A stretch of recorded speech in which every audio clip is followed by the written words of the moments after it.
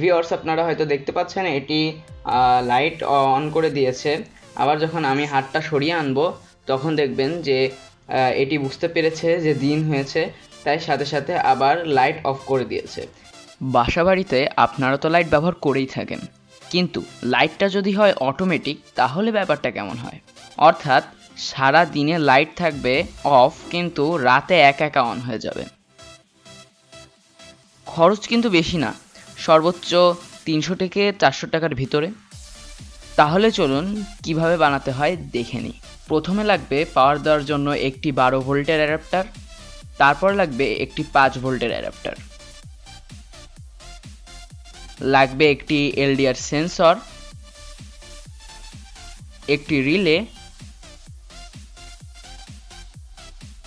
একটি লাইট এবং 3টা জাম্পার ওয়্যার।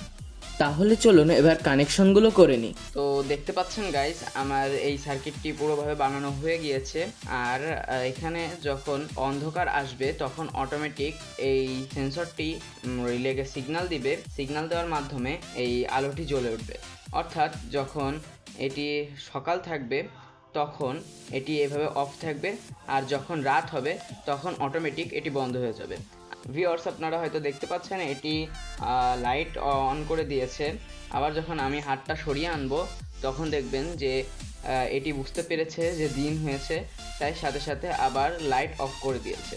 এটার মাধ্যমে আপনারা বাড়ির বিদ্যুৎ খরচ তো কমাতে পারবেনই, সাথে আপনাদের পরিশ্রমও বেঁচে যাবে। অর্থাৎ আপনাদের বারবার এসে লাইট অন অফ করতে হবে না, এটি অটোমেটিক্যালি অন অফ করে নেবে নিজে নিজে। জাস্ট এই মাত্র এই দুটো সার্কিটের মাধ্যমে একটি অটোমেশন প্রজেক্ট বলতে পারেন, সেটি বানিয়ে ফেললাম। তো ধন্যবাদ আপনাদের আজকের এই ভিডিওটা দেখার জন্য। ভালো লাগলে লাইক, শেয়ার, সাবস্ক্রাইব করবেন।